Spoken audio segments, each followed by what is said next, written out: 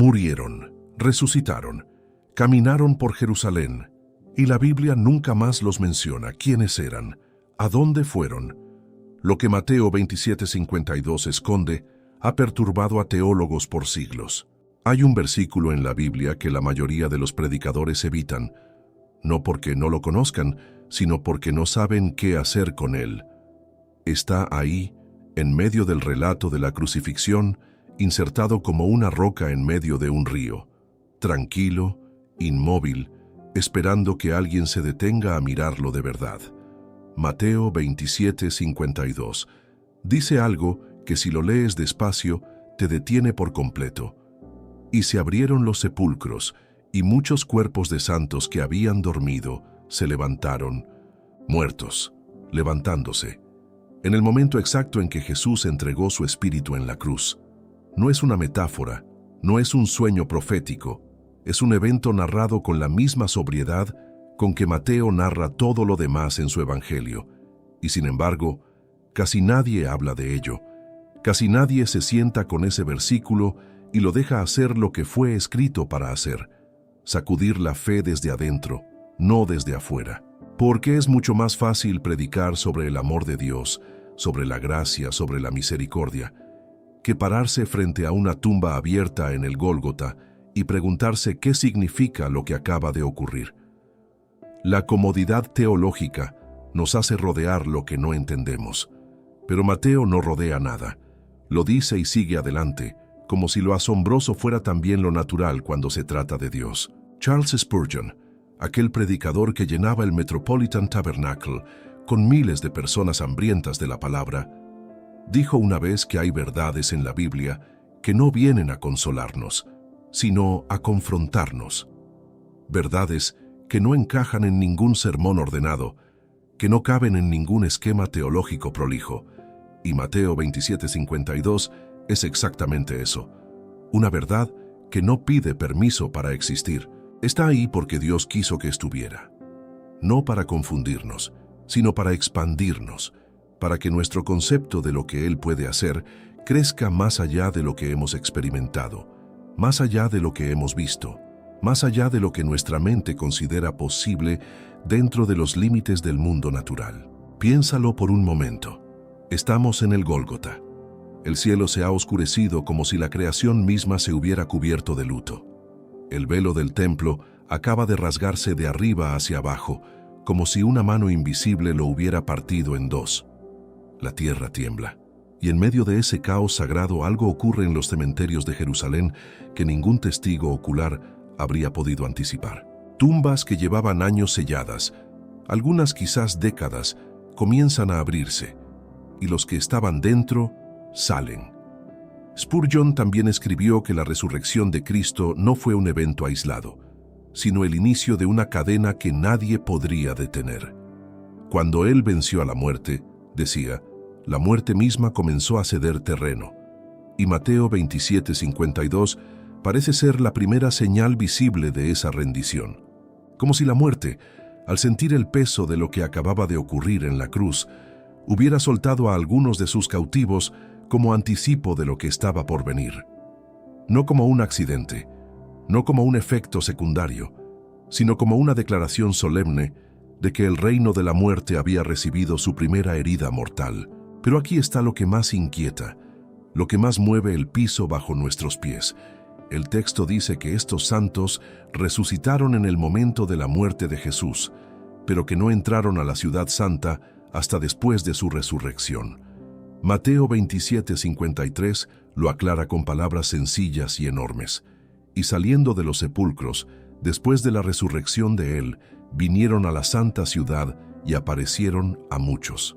Dos momentos distintos, dos movimientos dentro del mismo milagro, una resurrección que espera, que se contiene, que no entra antes de tiempo. Hay algo en eso que habla directamente a quienes estamos esperando que Dios actúe. Hay momentos en que Él ya ha comenzado a moverse, aunque todavía no lo veamos. ¿Qué hicieron durante esos 3 días? ¿Dónde estuvieron? ¿Esperaron en silencio entre las tumbas abiertas mientras el mundo no sabía aún que todo había cambiado? La Escritura no lo dice, y ese silencio No es un error ni un descuido del escritor inspirado. Es una invitación a reconocer que hay dimensiones de lo que Dios hace que están completamente más allá de nuestra capacidad de sistematizar. Spurgeon tenía una forma de decirlo que pocas personas han podido superar. La Biblia no nos fue dada para satisfacer nuestra curiosidad, sino para transformar nuestra vida. Y tal vez por eso, Mateo incluyó este versículo sin explicarlo. No para que lo resolviéramos, sino para que nos quebrara un poco, para que nos recordara que servimos a un Dios que resucita muertos en el momento más oscuro de la historia humana, y lo hace sin pedir nuestra comprensión. Hay algo profundamente perturbador en ese versículo, y al mismo tiempo, algo profundamente esperanzador. Porque si Dios abrió tumbas el día que su Hijo murió, en el momento que parecía el mayor fracaso del cielo, ¿qué no puede abrir en los días más oscuros de tu vida? Si en el instante que todo parecía terminado, la muerte cedió terreno, entonces ninguna situación que estés viviendo hoy está más allá de su alcance. Ninguna. Ni la que llevas años cargando en silencio, ni la que te parece imposible de revertir. Eso es lo que este pasaje viene a decirnos. No solo como dato histórico, sino como palabra viva dirigida a ti, que quizás estás atravesando algo que se siente como una tumba cerrada, un matrimonio que parece muerto, una fe que parece apagada, una esperanza que lleva demasiado tiempo sin señales de vida. Dios ya abrió tumbas antes, y lo hizo en el peor momento posible, para que nunca pudiéramos decir que hay un momento demasiado malo para que Él actúe. Si sientes que tu vida espiritual lleva tiempo enterrada, que la oración se ha vuelto un monólogo sin respuesta, y que leer la Biblia ya no te mueve como antes, quiero que sepas que hay un camino de regreso. No tienes que quedarte donde estás. No tienes que acostumbrarte al silencio de Dios como si fuera permanente. Nuestro guía 21 días para restaurar tu intimidad con Dios fue creado para acompañarte en ese proceso, día a día, con profundidad y con gracia. Lo encuentras en el primer comentario fijado. Adquiérelo hoy, porque tu intimidad con Dios merece ser restaurada, y este puede ser el momento en que eso comience. Y si este contenido está hablando a tu corazón, suscríbete al canal ahora mismo. Cada semana traemos palabras que no solo informan, sino que transforman. Cuando Mateo escribe esas 2 líneas sobre los santos que resucitaron, no da nombres, no describe rostros, no menciona edades ni historias, solo dice muchos cuerpos de santos que habían dormido. Y esa vaguedad no es poética ni accidental, es teológicamente significativa, porque la pregunta que inevitablemente surge en quien lee ese texto con honestidad es una que nadie ha podido responder con certeza en 20 siglos. ¿Quiénes eran estos santos? A lo largo de los siglos, teólogos y estudiosos han ofrecido respuestas distintas. Algunos han sugerido que eran patriarcas del Antiguo Testamento, figuras como Abraham, Isaac o Jacob, cuya resurrección habría tenido un peso simbólico inmenso dentro de la tradición judía. Otros han propuesto que eran personas justas, que habían vivido en tiempos más recientes, conocidas quizás por quienes los vieron caminar por Jerusalén. Pero ninguna de estas respuestas es definitiva. La Escritura no los nombra, y hay algo en eso que debemos aprender a respetar, en lugar de llenarlo apresuradamente con nuestras especulaciones. Vivimos en una época que exige respuestas inmediatas. Queremos saber todo, entenderlo todo, clasificarlo todo, dentro de esquemas que nos den la sensación de control. Pero hay pasajes en la Biblia que deliberadamente se niegan a ser completamente transparentes. No porque Dios se equivocó al inspirar al escritor, sino porque hay una sabiduría en el misterio que nuestra cultura racionalista ha olvidado casi por completo. El libro de Job nos recuerda esto con una claridad que duele. ¿Dónde estabas tú cuando yo fundaba la tierra?, pregunta Dios desde el torbellino, en el capítulo 38.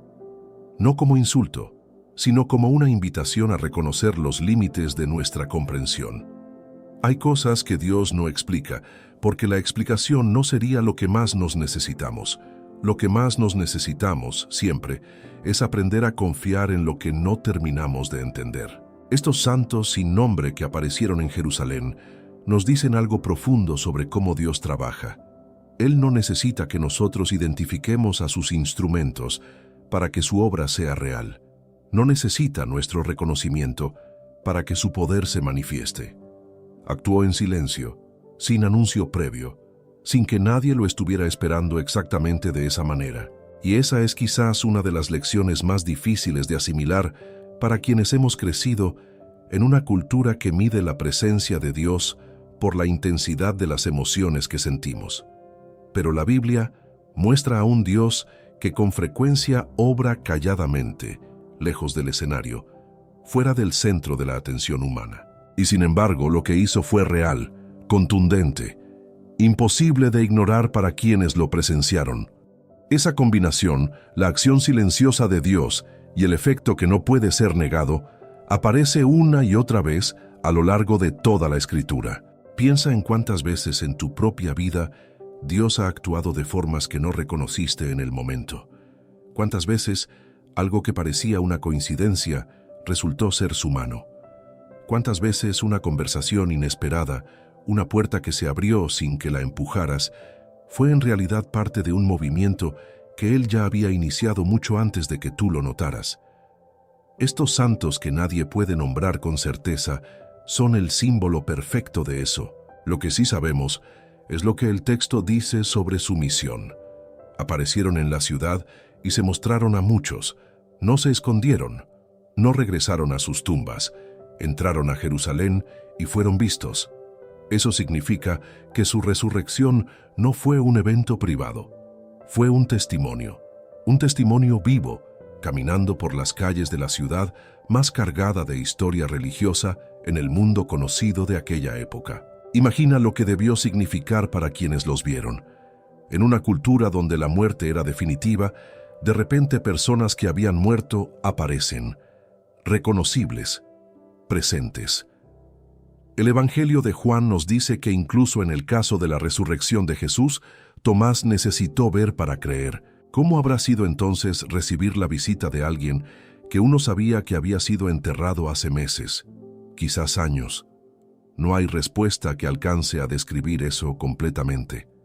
Hay momentos en que la única respuesta honesta es el asombro. Esto no era espiritismo, no era una aparición etérea ni una visión colectiva. Era una resurrección corporal.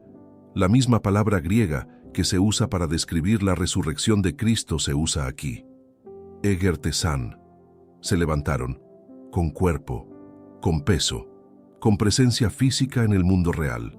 No sombras, no fantasmas. Personas que habían estado muertas y que ahora volvían a caminar entre los vivos. Y aquí está la implicación que pocos se detienen a considerar. Si estos santos resucitaron corporalmente como anticipo de lo que Cristo haría, entonces la resurrección no es solo un evento espiritual, es un evento físico. El Evangelio no promete solo la salvación del alma, promete la redención del cuerpo. Eso no es un detalle menor, es el centro mismo de la esperanza cristiana. Pablo lo dice en 1 Corintios 15, 42-44, con palabras que no admiten evasión. Se siembra en corrupción, resucitará en incorrupción. Se siembra en deshonra, resucitará en gloria. Se siembra en debilidad, resucitará en poder. Este cuerpo que hoy siente el peso de los años no es desechable dentro del plan de Dios. Es redimible. La resurrección de los santos en Mateo 27 es el anticipo visible, histórico, de esa promesa. Dios no abandona lo que ha creado, lo transforma, lo glorifica, lo lleva a una dimensión que todavía no alcanzamos a imaginar del todo, y hay algo más que no debemos pasar por alto. El hecho de que estos santos aparecieran después de la resurrección de Cristo, no antes, tiene un significado profundo. Cristo resucitó primero. Él es, como lo dice Pablo en 1 Corintios 15:20, las primicias de los que durmieron. Nadie resucita antes que Él. Incluso los que ya estaban levantados tuvieron que esperar hasta que Él saliera del sepulcro para entrar a la ciudad. Eso no es solo teología abstracta, es una declaración sobre el orden del universo. Todo gira alrededor de Cristo. La resurrección de estos santos, misteriosa y sin nombre como es, no existe independientemente de Él. existe como consecuencia de él, como ola que sigue al movimiento del mar. Y si eso es verdad, nuestra esperanza descansa en él, en que él resucitó, en que él es el primero y también el que sostiene a todos los que vienen después. Eso cambia la manera en que miramos la muerte, el tiempo y el silencio de Dios en nuestras vidas, y cambia también la manera en que esperamos, no con ansiedad, sino con fe. Hay una pregunta que los lectores más honestos de Mateo 27 se hacen tarde o temprano, y que raramente aparece en los sermones del domingo. ¿Por qué Mateo es el único evangelista que registra este evento? Marcos no lo menciona. Lucas no lo menciona. Juan tampoco. Solo Mateo. Y eso, para quien está acostumbrado a usar la regla de los múltiples testimonios como criterio de verificación histórica, puede generar una incomodidad legítima. Pero esa incomodidad merece ser pensada con más cuidado, no evitada. Cada evangelio fue escrito con un propósito específico, dirigido a una audiencia específica.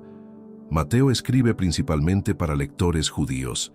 Su evangelio está saturado de referencias al Antiguo Testamento, de cumplimientos proféticos, de conexiones entre la historia de Israel y la vida de Jesús. Para un lector judío del primer siglo, la resurrección de santos en el momento de la muerte del Mesías no era simplemente un milagro más. Era el cumplimiento de algo que los profetas habían anticipado durante generaciones, algo que llevaba siglos esperando el momento exacto para manifestarse. El profeta Ezequiel, en el capítulo 37, tuvo una visión de un valle lleno de huesos secos. Dios le preguntó: «Hijo de hombre, ¿vivirán estos huesos?». Y luego hizo algo extraordinario. Envió su espíritu sobre esos huesos y resucitaron. La visión tenía un significado inmediato para Israel como nación, pero también apuntaba hacia algo más grande, hacia una resurrección que vendría cuando el propio Dios interviniera de manera definitiva en la historia. Mateo 27:52 es ese momento, no en figura, no en visión, en realidad concreta frente a testigos que caminaban por las calles de Jerusalén. Para los lectores judíos de Mateo, ver esa conexión era fundamental. No era suficiente decir que Jesús resucitó. El argumento más poderoso que Mateo podía presentar era que la resurrección de Jesús había comenzado a mover todo lo que el Antiguo Testamento había prometido que se movería. Los huesos secos de Ezequiel habían cobrado vida. La muerte había comenzado a soltar a sus cautivos. El reino prometido no era una metáfora de futuro, estaba irrumpiendo en el presente. Y aquí hay algo que toca directamente nuestra vida espiritual, porque muchos de nosotros hemos leído la Biblia durante años sin ver las conexiones entre el Antiguo y el Nuevo Testamento. Hemos leído los profetas como literatura antigua, interesante pero distante. Hemos leído los evangelios sin notar cómo cada página está tejida con hilos que vienen de siglos antes, y esa lectura fragmentada nos ha empobrecido sin que lo notáramos. Porque cuando la Biblia se lee como piezas sueltas en lugar de como un relato unificado, perdemos la capacidad de ver la magnitud de lo que Dios ha estado haciendo desde el principio. Cada promesa del Antiguo Testamento es una cuerda que el Nuevo Testamento jala y estira hasta su punto de tensión máxima. Y Mateo 27 es uno de esos momentos donde todo confluye, donde el hilo que viene desde los profetas llega por fin a su destino visible, tangible, histórico. Isaías 26:19 lo dijo siglos antes, con palabras que resuenan de manera completamente diferente después de leer Mateo 27:52. Tus muertos vivirán, sus cadáveres resucitarán. Despertad y cantad, moradores del polvo, porque tu rocío es cual rocío de hortalizas, y la tierra dará sus muertos. No es una metáfora poética sin ancla histórica, es una promesa que Dios comenzó a cumplir en el Gólgota, cuando el velo se rasgó y las tumbas se abrieron. Esta es la naturaleza de la Escritura. Cada parte habla a las demás. Cada promesa tiene su eco. Cada visión tiene su cumplimiento. Y cuando aprendemos a leer la Biblia de esa manera, deja de ser un libro de instrucciones o una colección de historias inspiradoras y se convierte en lo que siempre fue: la narración de un solo plan, trazado por un solo Dios, desarrollándose a lo largo de toda la historia humana. Mateo incluyó estos 2 versículos porque entendía eso, porque sabía que sus lectores necesitaban ver que la muerte de Jesús no fue un accidente ni una tragedia sin sentido. Fue el momento en que el cielo y la tierra se tocaron de una manera que ningún ser humano habría podido anticipar ni fabricar. Y, ahora bien, hay quienes han intentado explicar este pasaje de maneras que lo reducen a algo más manejable. Algunos han dicho que fue una experiencia espiritual, no física. Otros han sugerido que Mateo usó un lenguaje simbólico tomado de la apocalíptica judía, sin intención de registrar un hecho literal. Estas interpretaciones existen y no siempre vienen de mala fe, pero hay un problema serio con ellas. Si comenzamos a decidir qué partes de la Escritura son literales y cuáles son simbólicas, según lo que nos resulta más cómodo creer, terminamos construyendo una Biblia hecha a nuestra imagen. Una Biblia que confirma lo que ya pensamos, en lugar de desafiarnos a pensar más allá de lo que somos capaces de concebir, y ese camino, con el tiempo, vacía la fe de su contenido real y nos deja con una religión que no puede sorprendernos porque ya la hemos domesticado por completo. Daniel 12:2 habla de una resurrección futura con palabras directas. Y muchos de los que duermen en el polvo de la tierra serán despertados, unos para vida eterna, y otros para vergüenza y confusión perpetua. La tradición judía tomaba esa promesa en serio. No era un poema, era una expectativa concreta. Y Mateo, al registrar lo que ocurrió en el momento de la muerte de Jesús, está diciendo que esa promesa comenzó a moverse, no de manera completa, no en su expresión final y gloriosa, sino como primicia, como señal irrefutable de lo que viene, de lo que ya está en camino. Lo que ocurrió ese día en Jerusalén no fue el final de algo, fue el comienzo, el inicio de un movimiento que todavía está en marcha, que todavía avanza, que terminará cuando el mismo Cristo regrese y lo que fue anticipado en Mateo 27 se cumpla de manera plena y gloriosa para todos los que han puesto su confianza en Él. Y eso, para alguien que está viviendo con el peso de la pérdida o con la pregunta de si hay algo más allá de esta vida, no es una respuesta abstracta, es la respuesta más concreta que existe, porque fue demostrada con cuerpos, con personas que caminaron, con testimonios que nadie en Jerusalén pudo ignorar. La muerte no tiene la última palabra. No la tuvo ese viernes, no la tuvo en el primer siglo, y no la tendrá en tu historia tampoco si tu confianza descansa en el mismo Señor que abrió esas tumbas. Existe una pregunta que muchos creyentes se hacen en silencio, especialmente cuando están atravesando algo que no entienden. ¿Para qué sirvió todo esto? ¿Cuál fue el propósito real de que santos resucitados caminaran por Jerusalén? No hubo un sermón registrado. No hay documentación de ningún milagro adicional que hayan realizado. Solo aparecieron, fueron vistos y el relato de Mateo continúa sin más explicaciones. Esa aparente falta de acción dramática es, en sí misma, profundamente significativa. En la cultura en que vivimos, tendemos a medir el valor de un evento por su impacto visible, por la cantidad de personas que lo documentaron, por los resultados tangibles que produjo. Si no hay video, si no hay artículo, si no hay estadística que lo respalde, tendemos a minimizarlo. Pero Dios no opera dentro de esos parámetros. Nunca lo ha hecho. Lo que esos santos hicieron con su presencia fue algo que ningún discurso habría logrado. Ser testimonio viviente de que la resurrección no era una doctrina futura, sino una realidad que ya había comenzado a moverse. Su existencia misma era el argumento. No necesitaban decir nada.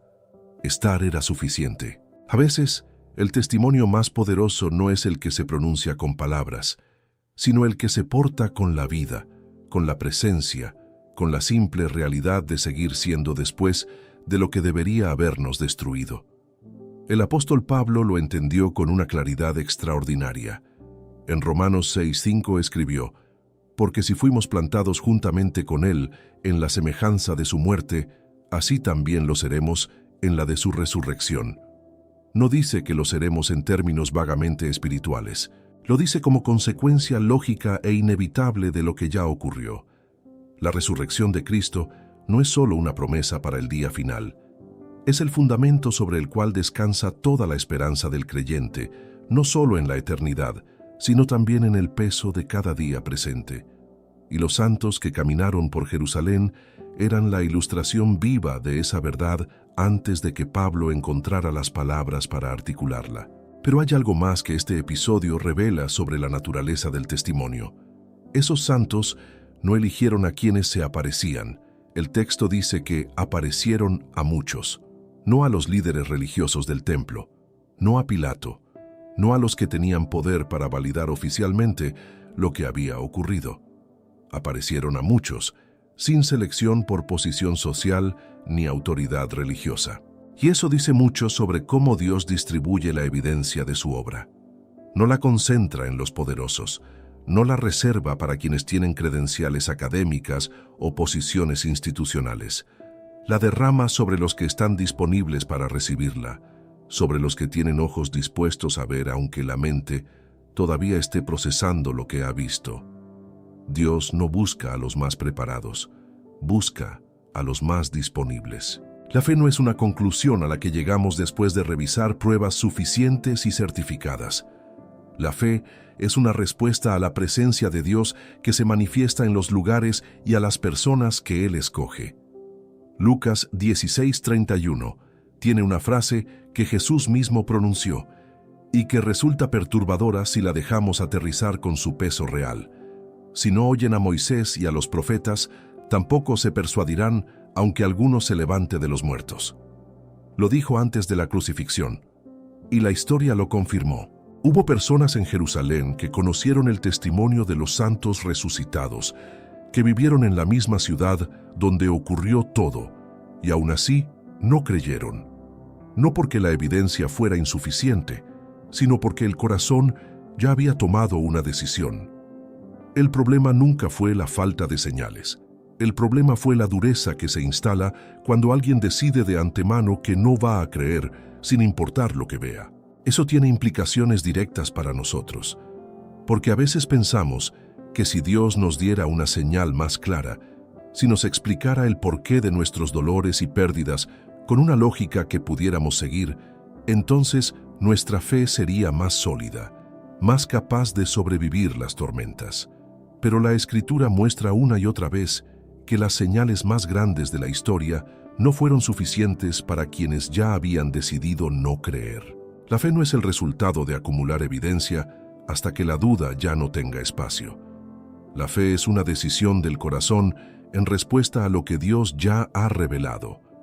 Y lo que ya ha revelado es suficiente para cualquier vida, en cualquier circunstancia. Más que suficiente. Lo que nos falta no es más evidencia. Lo que muchas veces nos falta es la disposición de actuar sobre lo que ya sabemos que es verdad. Hebreos 11:1 lo define con una precisión que no tiene equivalente. Es pues la fe la certeza de lo que se espera, la convicción de lo que no se ve. No dice la certeza de lo que hemos verificado. Dice la certeza de lo que se espera. Esa distinción lo cambia todo.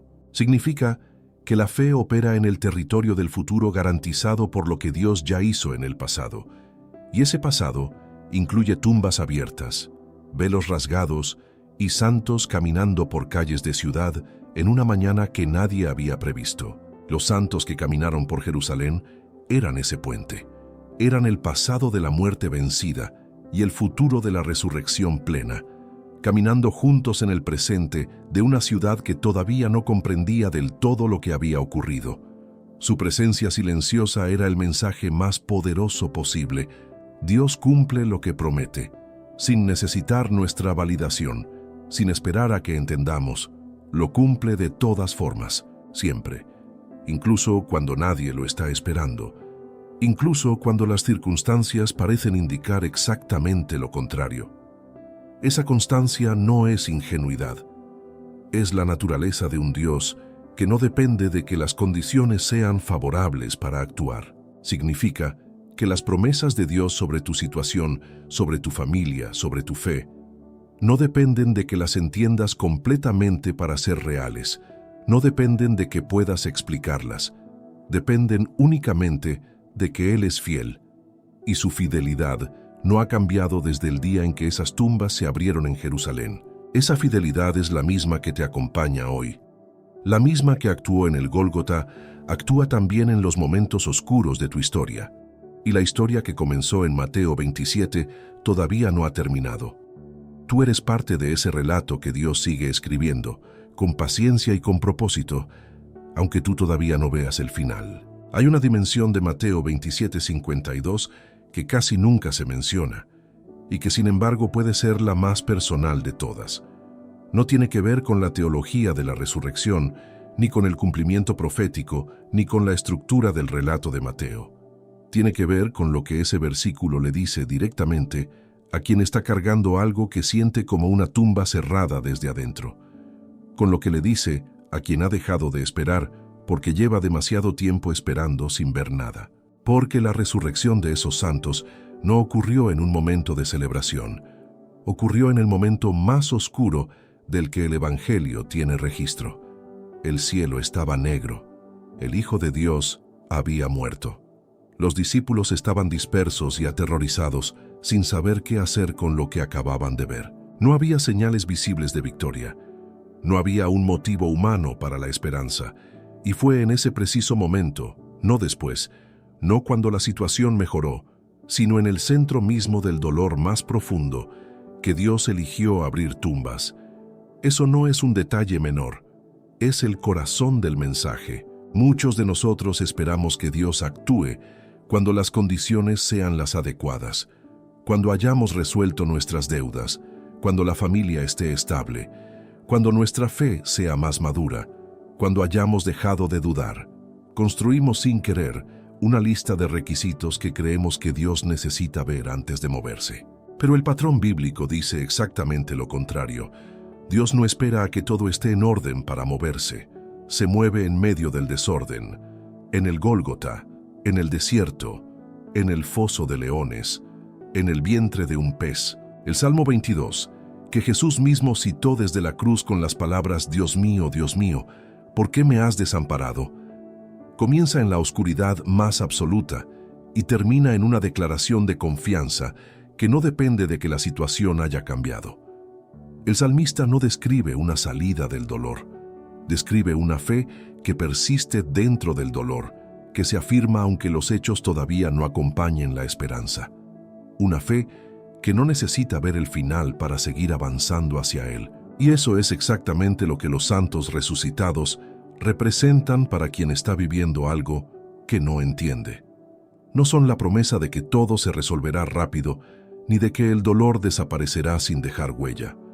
Son la señal de que Dios ya está actuando en dimensiones que tú todavía no puedes ver, que hay movimiento donde todo parece quieto, que hay vida donde todo parece muerto, que el silencio de Dios no es su ausencia, sino con frecuencia la antesala de su intervención más poderosa, y que lo que Él prepara en el silencio suele ser mucho más grande de lo que habríamos pedido en el ruido. Piensa en José. 13 años entre el foso y la prisión, sin explicación, sin señal visible de que Dios lo recordaba. Nadie habría apostado por él. Nadie habría predicho lo que vendría después. Y sin embargo, en Génesis 50:20, mirando hacia atrás sobre todo el sufrimiento, pudo decir: «Vosotros pensasteis mal contra mí, mas Dios lo encaminó a bien». No fue una frase fácil de pronunciar. Fue el resultado de años de espera en la oscuridad, sostenido por una promesa que todavía no tenía forma visible. Eso es lo que la resurrección de los santos, en Mateo 27, nos enseña sobre el tiempo de Dios. Él no obra según nuestros calendarios, no responde según nuestros plazos, pero obra, siempre obra. Y a veces lo que sentimos como ausencia es en realidad preparación. Lo que vivimos como demora es en realidad profundidad. Cuando finalmente vemos lo que estaba construyendo en el silencio, la magnitud de lo que hizo supera con creces todo lo que habríamos podido pedir o imaginar en los momentos de oscuridad. Efesios 3:20 lo dice con una amplitud que desafía cualquier límite mental que hayamos construido. y a aquel que es poderoso para hacer todas las cosas mucho más abundantemente de lo que pedimos o entendemos, según el poder que actúa en nosotros. El poder que levantó a esos santos de sus tumbas es el mismo que actúa en ti hoy. No una versión disminuida de ese poder, no una edición reducida para personas comunes. El mismo poder que rasgó el velo del templo, que sacudió la tierra y que abrió sepulcros en Jerusalén. Y aquí hay algo que necesitamos dejar entrar de verdad, porque lo sabemos de memoria pero rara vez lo sentimos. Si Dios pudo abrir tumbas en el momento de la muerte de su propio Hijo, ¿qué le impide actuar en tu situación? No hay una respuesta lógica a esa pregunta que no sea nada. Absolutamente nada le impide actuar. La única variable real es el tiempo que Él elige, que no siempre es el nuestro. Juan 11 nos muestra a Jesús frente a la tumba de Lázaro. Marta le dice, «Señor, ya hiede porque es de 4 días». 4 días. La lógica humana ya había cerrado el caso. El tiempo había pasado. La descomposición había comenzado. Para cualquier observador razonable, era tarde, demasiado tarde. Y fue exactamente ahí, no antes, no después, que Jesús actuó. Como si el propósito fuera demostrar que no hay un punto de no retorno para Dios, que demasiado tarde no existe en su vocabulario, que Él no llega cuando nosotros calculamos que debería llegar, sino cuando la situación puede mostrar mejor la magnitud de lo que solo Él puede hacer. Lo que Mateo 27:52 le dice a tu vida hoy es esto.